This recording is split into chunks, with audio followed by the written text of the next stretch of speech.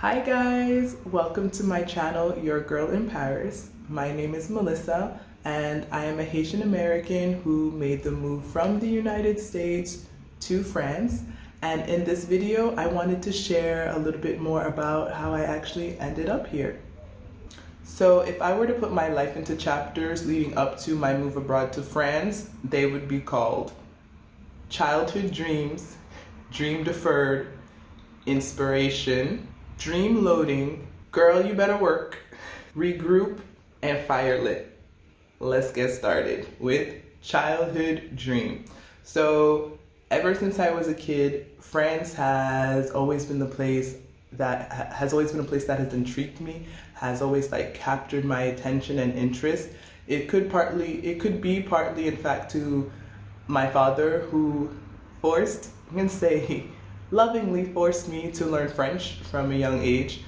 He wanted me to learn French so that I could better understand the religious meetings that we attended at the time, since they were all in French.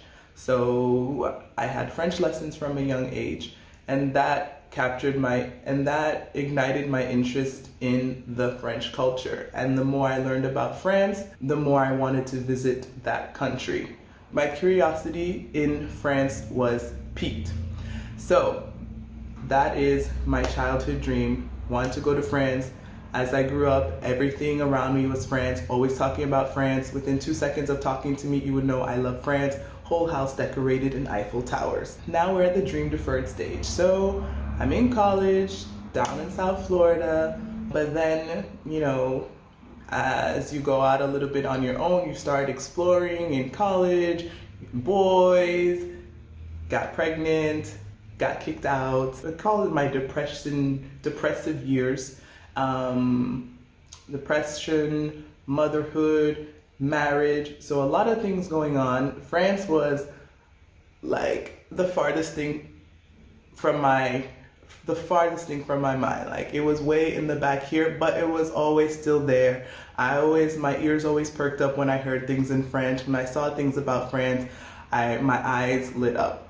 But France wasn't happening. I was like, I'm a mom now. France is not gonna happen for me. The US is where I'm gonna stay till the end of my days. So doing the whole American dream thing, but not really. 9-to-5 job, motherhood, marriage, second marriage, a lot. In between marriages 1 and 2 is where we entered the inspiration chapter. For my 30th birthday, I decided to go to France for the first time. I was like, you're entering a new decade. France has always been a dream for you. Why not go there for your 30th? I was encouraged to do so by my colleagues, and I was like, I'm doing it, I'm going. So I went to France, went to London, Paris, and to visit my family in Switzerland. During that trip, my eyes were opened. I was so in love with France. Everything I was experiencing, seeing things that I had seen in books in person, being able to touch the Eiffel Tower, all the cute French guys, hearing French spoken all around me, eating the French food. I was in love. And for the first half of my trip, I was like, it's still a dream. When it was time for me to go back home, I wasn't ready. I extended my trip a few more days, and during those few days, I was like, no, I really need to come back here. I need to find a way to come back. And that's when I started researching how to move abroad, how to live in France. And that's where I came across Onika the Traveler, and I saw that she had taught English abroad. I'm like, maybe I can teach English here. I don't know. I was just becoming open to the possibility of moving and living abroad in France. So came back home to the US, inspired, so happy. Everyone said there was a glow about me, and it was literally because that trip changed me from the inside out. When I got back home from that trip, I remember I was scrolling through Facebook, and I saw something about a teaching program in France. I'm like, what? I had never heard about this before, never. And it was a program for people who were up to then, was it 30? Or I think they had just, at that point I was 30, And I think they had just changed the limit to 35 because the cutoff had been 30, so I would have missed it. I feel like the universe changed it for me, but that's just my personal opinion. So there was a program for Americans or for English speakers up to the age of 35 to come and teach in France. You're gonna get paid and you're able to live there for 7 months. I'm like, not paid a lot, but I was like, okay, this seems actually like a cool opportunity. And it was from there that I was like, okay, I'm gonna make this happen. I'm gonna figure out how I'm going to be able to move to France. This was one option. So this is just to show you that, like, once you're focused or you have an idea in your head or you have a goal, options start coming to you. You start to become aware of options to make your dream, your goal, a reality. So the TAPIF program, which stands for Teaching Assistant Program in France, I have another video where I talk about how I applied and got accepted to the program. So the TAPIF program was one way I could think of for me to come to France. I also researched getting my master's degree abroad here because that would make citizenship easier. Marrying a French citizen, that wasn't an option. That wasn't an option for me, but that was an option to come to France. There's also getting sponsored for work. That seemed like the hardest option for me. So I was really looking into TAPIF. So that was in September 2017. Then we come into chapter 4, the dream loading chapter. And this was from September 2017 to December 2020, where I was kind of exploring different options for moving to Europe. I still didn't see how I would be able to move to France, considering I had my daughter. Her dad and I were no longer together. How would I manage that? And I couldn't figure out how I would do that. So this was my waiting chapter until December 2020. We're in the pandemic, and I think that all of 2020 I had been at home, been working on my mental health, therapy, journaling, and then all these things had helped me realize that France is where I needed to be, where like my spirit was leading me. So December 2020, I was speaking to a friend and he was basically like, Melissa, you need to stop being wishy-washy in your decision to move to France. You want to do the TAPIF program, do what you need to do, get over there, look at it as a trial period for you to go over there, see what life is like over there, see if you want to be there and see how you can make the move there. And I was like, you know what, you're right. So the cutoff date, the deadline for the TAPIF application was January 15th, and I think it was mid-December when I had this conversation with my friend. So I got everything together. I had to find someone to say that I spoke French well enough to do the program, so I had to figure out how to do that. Thank you, Reddit, for giving me a suggestion. So I did that through the Alliance Française. Someone was able to talk to me on the phone and say, hey, you speak French enough to do the program. I wrote my essay. Basically everything that TAPIF asked you to do, I did from mid-December until the deadline. So that was my girl, you better work phase. That was like 1 month of solid, hey, this is what you're doing. I was like, you're gonna worry about the logistics about your daughter, school, everything after. Just first see if you get accepted to the program. Lo and behold, I got accepted to the program. I found out in April. I was over the moon, overjoyed. I couldn't believe like this lifelong dream that I had had since I was a kid was finally coming true. I was over the moon. I was so excited. You see, I don't even have the words. And it seemed like everything came in alignment for that. But for example, I had not been working during the pandemic. Then January of 2021, I got a job that allowed me to work from home, that paid me an amount that I had asked the universe for, and that allowed me to at least have some money coming in as I was preparing for my move to France. And my lease was up October 2020. And I moved September 2020. So there was 1 month off for the lease, but that worked out fine for me because I would have hated to have left to go to France with like say 6 months left on my lease that I was on the hook for. So that was also great. So I moved to France in September, started doing the TAPIF program in October, and I stayed in France until mid-July 2022. I had the best time. The first 3 months were difficult for me. The first 3 months, I'm not gonna lie, I wanted to go back home to Florida. I'm like, I miss the sunshine, I miss America, I'm going home.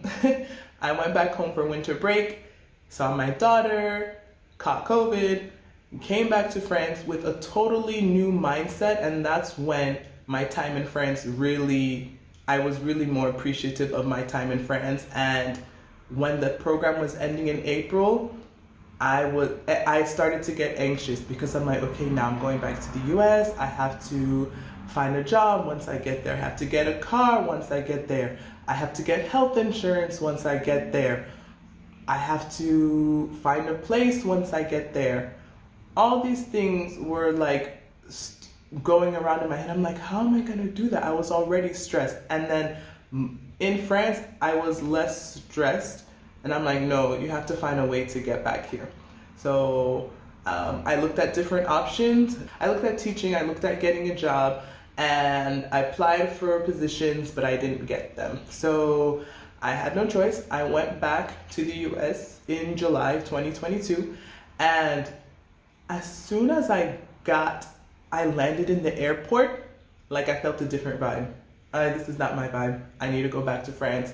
And as soon as from that point I landed, my mind was already working on how am I getting back to France, because physically I was in the US, but mentally I was in France. I was like, I'm going back.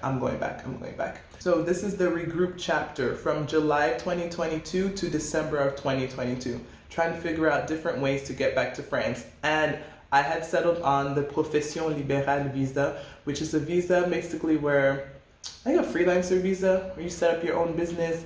You have to show that you have to come up with a business plan, show that you have French clients willing to work with you, and that you're gonna make the French minimum wage to get this visa. And I decided that's what I'm gonna do.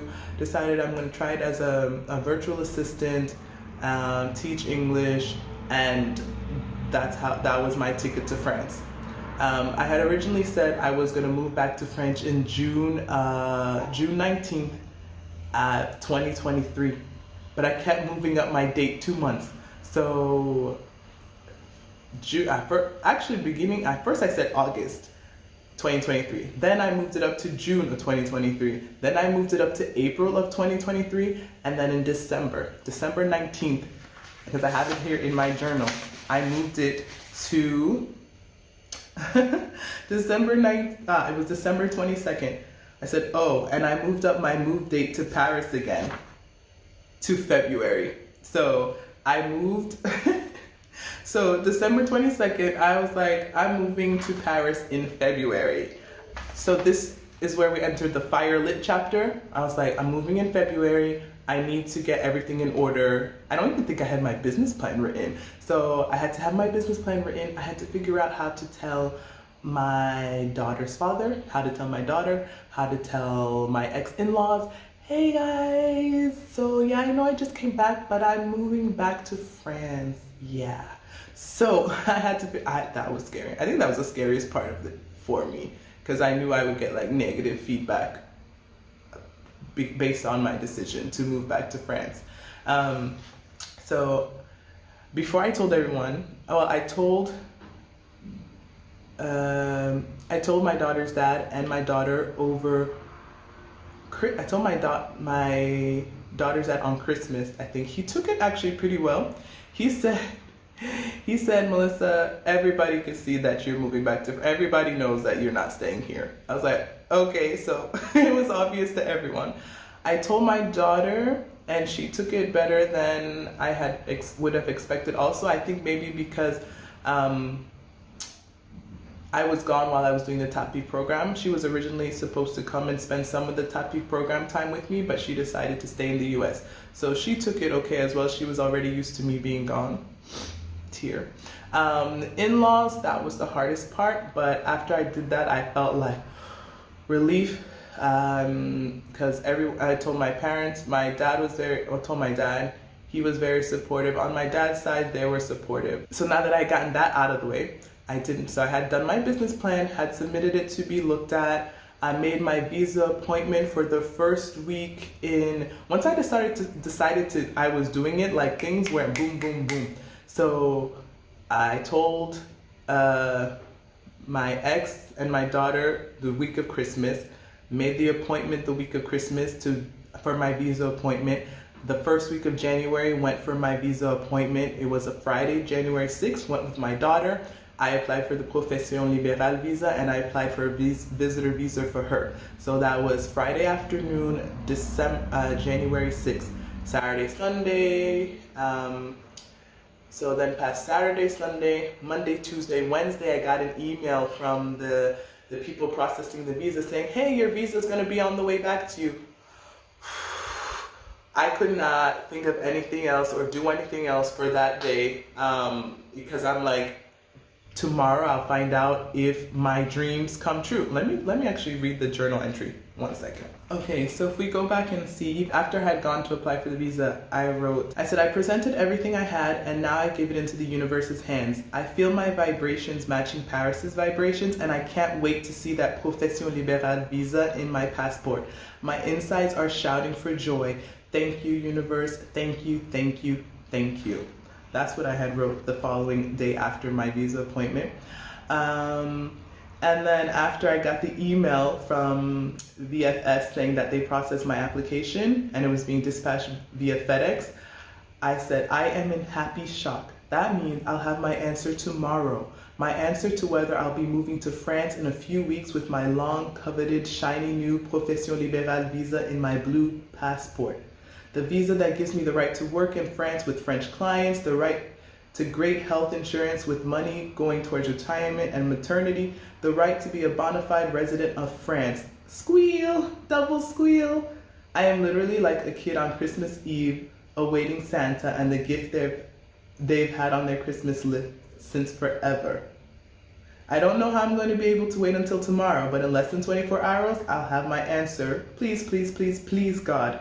And then Thursday, well, I wrote it for jeudi 12 janvier 2023. See it right here. I got it. I was over the moon. I was overjoyed. So, got the visa, got my passport back. January 12th, 2023. My daughter also got her visitor visa for France. So we both had our visas. I had scheduled my flight for February 6th. My daughter decided that she wanted to finish out the school year in the US, which I understand. She didn't want to leave mid-school year. Get it? So I left February 6th and we are now in June. So I have been here for 4 months. That is how I ended up here in France, Île-de-France. So I am just outside of Paris, but I say Paris for short. While I was getting ready to come to Paris, also writing in my journal, one of the things I would write, I said, I'm so happy, and I wrote this on Wednesday, December 28th. I'm so happy and grateful that I got the Profession Libérale visa and I'm moving to France. So this was before I had even done my visa appointment. But I had just put out there, I was working on manifesting, putting it out into the universe, showing gratitude for being able to move to France. And honestly, the process, usually to get your answer back, the average from the visa people is about 2 weeks. But when I tell you, so I submitted my application Friday, they FedExed it over the weekend. So that means the visa people in Washington got it on Monday.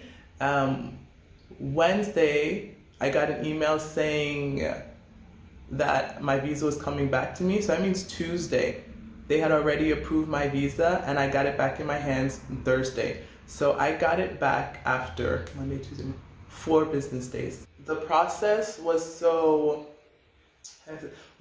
easy. Like once I decided to do it, everything just fell into place.